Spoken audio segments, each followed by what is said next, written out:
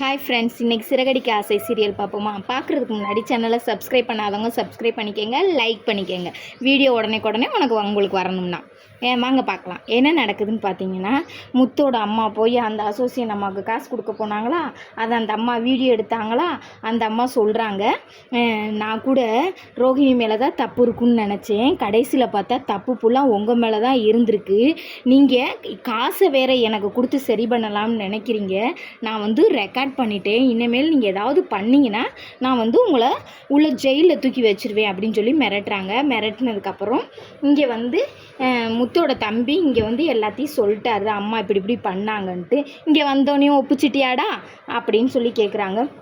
அவங்க வீட்டுக்காரர் சொல்கிறாரு, நான் தான் வேணாம் எதுவும் செய்யாதன்னு அவ்வளோ தூரம் சொல்கிறேனே, என் பேச்சுக்கு கொஞ்சமாவது மரியாதை கொடுக்குறியா அப்படின்னு சொல்லி அவர் கேட்குறாரு. அங்கிட்டு முத்து மீனாவும் என்ன சொல்கிறாங்கன்னா, இந்த இது நீடிச்சுக்கிட்டே போகுது, இதுக்கு ஏதாவது ஒரு வழி பண்ணணுங்க அப்படின்னு சொல்லிட்டு அந்த அசோசியேட் நம்ம பார்க்கலாம்ட்டு கிளம்புறாங்க. கிளம்பி பார்த்தா அங்கே 2 பேர்த்துக்கிட்ட பேசிக்கிட்டு இருக்காங்க. பேசிக்கிட்டு இருக்கையில் அங்கே 2 பிரச்சனையை பேசிக்கிட்டு இருக்காங்க. பேசுகிறத வச்சு பார்க்கையில் என்ன தெரியுதுன்னா, இதை மனோஜ் பேசினா மட்டும்தான் இதுக்கு சொல்யூஷன் அப்படின்றது தெரியுது. சரின்ட்டு மனோஜோட ஆஃபீஸ்க்கு போய் மனோஜ்கிட்ட எவ்வளவோ பேசி பார்க்குறாங்க. ஆனால் மனோஜ் நான் பெரிய ஆஃபீஸர், நான் பெரிய தொழிலதிபர், நான்லாம் போய் சீப்பாக போய் அந்தமாக போய் பார்க்க முடியுமா, ஆச்சா பூச்சா அப்படி இப்படின்னு சொல்லி இதெல்லாம் போடுறாரு, சீனெல்லாம் போடுறாரு. கடைசியில் பார்த்தா, என்னங்க உங்கள் அண்ணன் இப்படியெல்லாம் சொல்கிறாங்க, நம்ம என்ன தாங்க செய்கிறது அப்படின்னு சொல்லி கேட்குறாங்க மீனா. சரி இவர்கிட்ட ஒன்றும் பேச முடியாதுன்னு சொல்லிட்டு வெளியில் மனோஜை கட்டுறதுக்காண்டி ஒரு பொண்ணு இருந்தாங்களா, அந்த பொண்ணுகிட்ட சொல்லி இந்த அசோசியேட் அம்மா எப்படியா பார்த்தவங்க அப்படின்னு சொல்லி விசாரிக்க சொல்கிறாரு முத்து. சரின்னு சொல்லி அந்த பொண்ணு போய் விசாரிச்சுட்டு வீட்டுக்கு வந்துடுது. வீட்டில் சொல்லுது, ஐயோ அந்த அம்மா பயங்கரமான அம்மாவா, அந்த அம்மா ஸ்டேஷனில் கம்ப்ளைண்ட் கொடுத்து நம்மளை தெருவுக்கு இழுத்து நம்ம வீடையே நாரடிச்சிருவாங்க அப்படி இப்படின்னு சொல்லி சொல்கிறாங்க. ஐயோ அப்படியா இப்படியா அப்படின்னு சொல்லி மனோஜ் சொல்கிறாரு. அப்போ சொல்கிறாங்க முத்துவும் மீனா சொல்கிறாங்க, இதைத்தானே நாங்களும் சொன்னோம், இதை சரி கட்டுவோம் தானே எவ்வளோ தூரம் சொன்னோம், இப்போ இவங்க கேட்டுட்டு சொன்னால் மட்டும்தான் உனக்கு ஐயோ அம்மான்னு சொல்ல தெரியுமா அப்படின்னு சொல்லி மனோஜை திட்டுறாரு முத்து.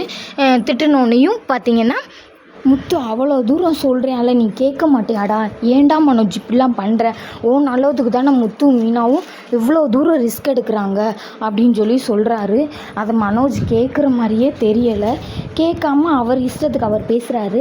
கடைசியில் பார்த்திங்கன்னா, ஜெயிலில் பிடிச்சி வச்சுருவாங்க, நம்மளை ரொம்ப தூரம் டார்ச்சர் பண்ணுவாங்க அப்படின்னு சொன்னோன்னையும் மனோஜ் சரின்னு சொல்கிற மாதிரி இருக்குது. ஆனால் சரின்னு சொல்கிறாரா சொல்லலையான்றது நாளைக்கு தான் தெரியும்.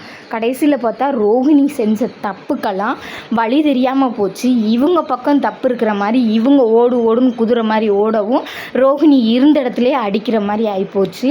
பாருங்கள், எங்கே பார்த்தாலுமே தப்புக்கு தான் நல்லது நடக்குதே ஒழிய நல்லதுக்கு நல்லது நடக்க மாட்டேங்குது. ஆனால் கடைசியில் எனக்கு தெரிஞ்சு மனோஜும் ரோஹிணியும் தான் சேருவாங்கன்னு நினைக்கிறேன். இவ்வளோ தூரம் இவங்க அலையிறதெல்லாம் பிரயோஜனம் இல்லாமல் கடைசியில் ஏதாவது ஒரு சீனை கொண்டு இவங்க 2 பேர்த்தையும் ஒன்று சேர்த்து விட்ருவாங்கன்னு நினைக்கிறேன். இதான் இன்றைக்கி நாடகம் நடந்திருக்கு. பிடிச்சிருந்தா சப்ஸ்கிரைப் பண்ணிக்கோங்க.